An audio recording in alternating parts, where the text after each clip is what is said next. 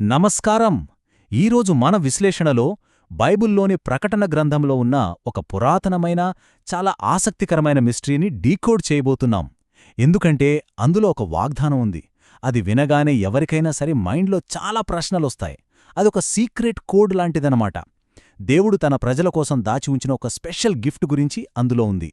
So ఏమాత్రం late చేయకుండా డైరెక్ట్గా ఆ ప్రాచీన రహస్యాన్ని ఛేదిద్దాం. అసలు ఏమా మాట? ముందుగా ఆ వాక్యాన్ని ఒకసారి చూద్దాం. ప్రకటనా గ్రంథం 2వ అధ్యాయం 17వ వచనం ఎగ్జాక్ట్గా ఏం చెబుతోందంటే, జయం పొందువానికి మరుగయ్యున్న మన్నాను భుజింపనిత్తును. చూడండి, పెర్గము అనే ప్రాచీన సంఘానికి దేవుడు పంపిన మెసేజ్ ఇది. కాని ఇక్కడ గమనించాల్సిన విషయమేంటంటే, ఒకవైపు జయం పొందడం గురించి మాట్లాడుతూనే సడన్గా మరుగయ్యున్న మన్నా అంటే దాచబడిన మన్నా అనే పదాన్ని వాడారు. ఎందుకు? ఓకే, ఇప్పుడు అసలు విషయంలోకొద్దాం. ఈ మరుగయ్యున్న మన్నా అనగానేమిటి? అసలు ఈ అపాకలిప్టిక్ సీక్రెట్ని మనం ఎలా డీకోడ్ చెయ్యాలి? ఎక్కడో ఒక సీక్రెట్ ప్లేస్లో దాచిపెట్టిన ఏదైనా భౌతికమైన ఆహారమా ఇది? లేక దీని వెనుక ఇంకేదైనా పెద్ద ఆధ్యాత్మిక సత్యం దాగి ఉందా? రైట్? ఈ ప్రశ్నలకు ఆన్సర్స్ వెతుకుతూ మన విశ్లేషణను ముందుకు తీసుకెళ్దాం. దీన్ని అర్థం చేసుకోవాలంటే ఫస్ట్ ఆఫ్ ఆల్ ప్రకటన గ్రంథం రాసిన స్టైల్ని మనం పట్టుకోవాలి. ఇదొక అపోకాలిప్టిక్ లిటరేచర్. అంటే దేవుని ప్రవచనాలను చెప్పడానికి బలమైన ప్రతీకలను, అలంకారాలను వాడే ఒక స్పెషల్ రైటింగ్ స్టైల్ అన్నమాట. కాబట్టి ఇక్కడ చెబుతున్న మన్నా అనేది మనం ప్లేట్లో పెట్టుకుని తినే భౌతికమైన ఫుడ్ అస్సలు కాదు. అదొక పవర్ఫుల్ సింబల్, ఒక గొప్ప ఆధ్యాత్మిక సత్యానికి అది ప్రతిరూపం. మొదటి ఆధారం నిర్గమకాండం, పరలోకం నుండి వచ్చిన ఆహారం. ఈ సెక్షన్లోకి వెళ్దాం.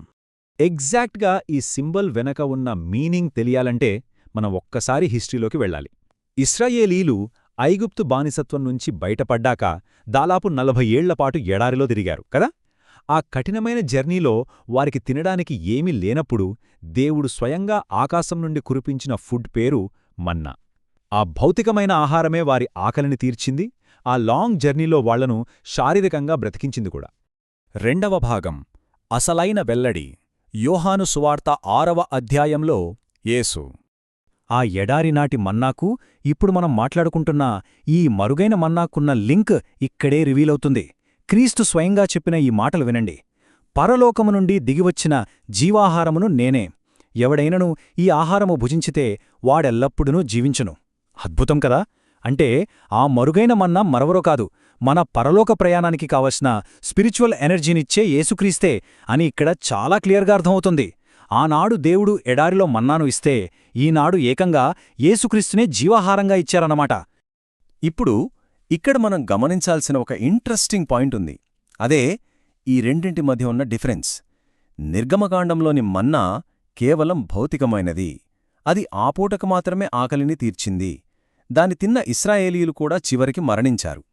కాని యేసుక్రీస్తు అనే ఈ ఆధ్యాత్మిక మన్నా అలా కాదు. అది శాశ్వతమైనది. మన పాపాలను కడిగి మనకు నిత్య జీవాన్ని ప్రసాదించే అసలైన జీవాహారం ఇది. ఇక్కడ మనం ఒక విషయాన్ని క్లారిటీగా అర్థం చేసుకోవాలి. ఈ జీవాహారాన్ని మనం నోటితో భౌతికంగా తినము. యోహాను 1:12లో చెప్పినట్లుగా ఎవరైతే ఆయన నామమందు విశ్వాసముంచుతారో వారికి దేవుని పిల్లలయ్యే అధికారం ఇవ్వబడింది. అంటే అర్థమేంటి? కేవలం మన విశ్వాసం ద్వారా మాత్రమే ఈ రక్షణ అనే గిఫ్ట్ని మనం రిసీవ్ చేసుకుంటాము. ఆ రక్షణ వల్ల వచ్చే బెనిఫిట్స్నే మనమిక్కడ భుజిస్తాము అని వర్ణిస్తున్నారు. మూడవ భాగం, మరుగైయున్న అర్థం, ఒక ప్రత్యేకమైన వాగ్దానం. అయితే ఇంత మంచి ఆహారాన్ని ప్రత్యేకంగా మరుగయ్యున్న మన్నా అంటే దాచబడింది అని ఎందుకంటున్నారో ఎప్పుడైనా ఆలోచించారా? ఇది ఎవరికి దాచబడింది, ఎవరికి ఇవ్వబడుతోంది? ఈ పట్టిక చూస్తే మీకు ఈజీగా అర్థమైపోతుంది. క్రీస్తును తిరస్కరించే లోకానికి ఈ మన్నా అస్సలు కనిపించదు, అర్థం కూడా కాదు. దేవుని నమ్మడం వల్ల వచ్చే ఆ నిజమైన ఆనందాన్ని, సాటిస్ఫాక్షన్ని వాళ్లు ఎప్పటికీ ఎక్స్పీరియన్స్ చేయలేరు. కాని విశ్వాసులైన వారికి మాత్రమే ఈ మన్నా ఎక్స్క్లూజివ్గా అందుతుంది. ఆ రక్షణ తాలూకు ఆనందాన్ని వీరు మాత్రమే టేస్ట్ చేస్తారు.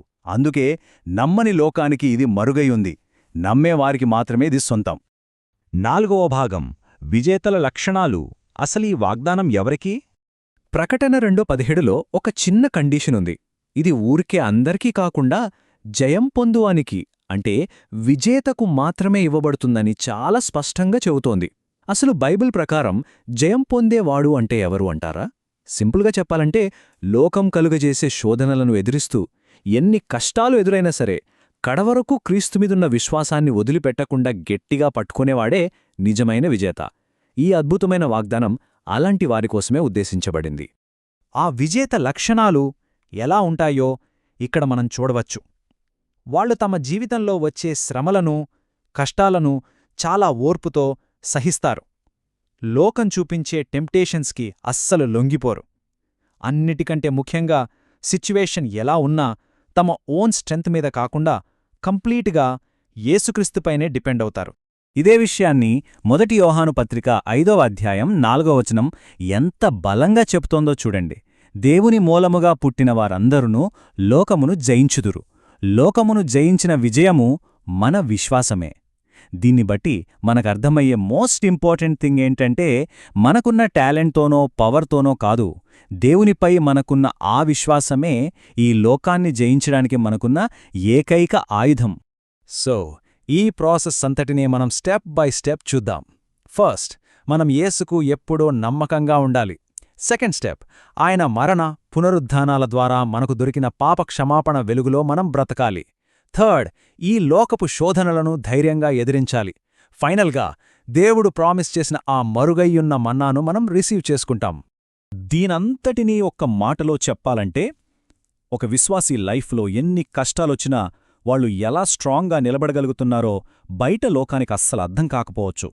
కాని ఈ మరుగయ్యున్న మన్నా అనబడే క్రీస్తు అనే జీవాహారం వారిని ఇన్నర్గా చాలా అద్భుతంగా పోషిస్తుంది, వారిని నిరంతరం బలపరుస్తుంది, అంతిమంగా వారిని విజేతలుగా నిలబెడుతుంది. ఇక ముగింపుగా మనల్ని మనమొక ప్రశ్న వేసుకుందాం. ఎన్ని సవాళ్లు ఎదురైనా సరే ఆ మరుగయ్యున్న మన్నాను అందుకోవడానికి మనం చివరి వరకు మన విశ్వాసాన్ని కాపాడుకుంటూ ఈ లోకాన్ని జయిస్తామా? ఈ ఆధ్యాత్మిక ఆహారమిచ్చే అనంతమైన బలాన్ని మనం అనుభవిస్తామా? ఈనాటి మన విశ్లేషణ ఆ ప్రాచీన వాగ్దానం వెనుకున్న లోతైన అర్థాన్ని మీకు స్పష్టంగా వివరించిందని ఆశిస్తున్నాను.